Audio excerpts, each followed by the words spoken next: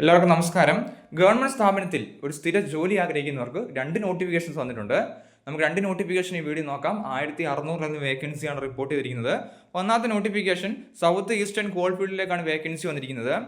ഓൺലൈനായിട്ട് അപ്ലൈ ചെയ്യാം. ഒന്നാമത്തെ പോസ്റ്റ് മൈനിങ് സിർദാർ ആണ്, grade C, 577 vacancy. Surveyor 43 vacancy. Assistant foreman electrical grade C 435 വേക്കൻസിയാണ് റിപ്പോർട്ട് ചെയ്തിരിക്കുന്നത്. ക്വാളിഫിക്കേഷൻ പറഞ്ഞിരിക്കുന്നത് മൈനിങ് സിർദാറിലേക്ക് 10ാം ക്ലാസ്സിന് അടിസ്ഥാന ക്വാളിഫിക്കേഷൻ, അതല്ലെങ്കിൽ ഡിപ്ലോമ ഉള്ളവർക്ക് അപ്ലൈ ചെയ്യാം 3 വർഷത്തെ. കൂടാതെ വാൾഡ് ആയിട്ടുള്ള സിർദാറിന്റെ സർട്ടിഫിക്കറ്റ് ചോദിക്കുന്നുണ്ട്. അത് സർവേയർ ആണ് പോസ്റ്റ്. 10ാം ക്ലാസ് അല്ലെങ്കിൽ ഡിപ്ലോമയാണ് ക്വാളിഫിക്കേഷൻ, കൂടാതെ സർവേയുടെ സർട്ടിഫിക്കറ്റ് ചോദിക്കുന്നുണ്ട്.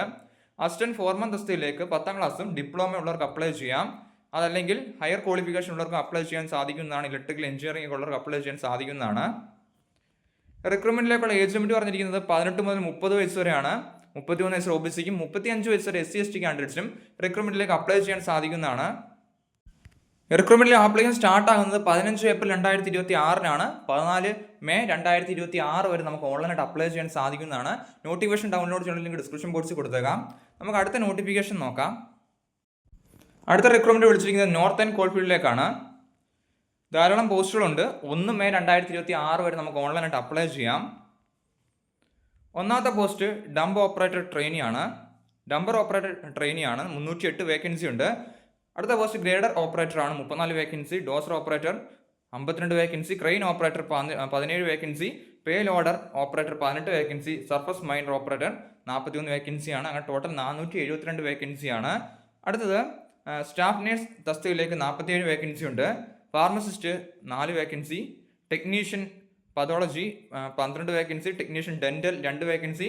Physiotherapist 4 vacancy. Technician refraction or optometry 1 vacancy. Technician radiographer 3 vacancy. Junior technician ECG 2 vacancy. 75 വേക്കൻസിയാണ് ടോട്ടൽ റിപ്പോർട്ട് ചെയ്തിരിക്കുന്നത്.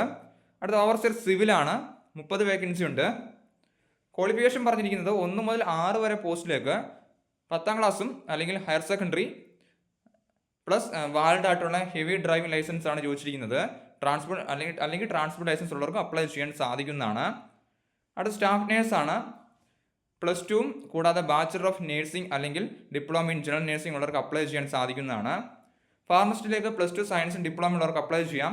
ടെക്നീഷ്യനിലേക്ക് ഡിപ്ലോമയാണ് ചോദിച്ചിരിക്കുന്ന പതോളജി. ടെക്നീഷ്യൻ ഡെന്റലിലേക്ക് +2 ഡിപ്ലോമ ഉള്ളവർക്ക് അപ്ലൈ ചെയ്യാം. ഫിസിയോതെറാപ്പിയിലേക്ക് ഡിപ്ലോമയാണ് ചോദിച്ചിരിക്കുന്നത്. ടെക്നീഷ്യനിലേക്ക് +2 ഡിപ്ലോമ ഇൻ റിഫ്രാക്ഷൻ ഒപ്റ്റോമെട്രി ഉള്ളവർക്ക് അപ്ലൈ ചെയ്യാം.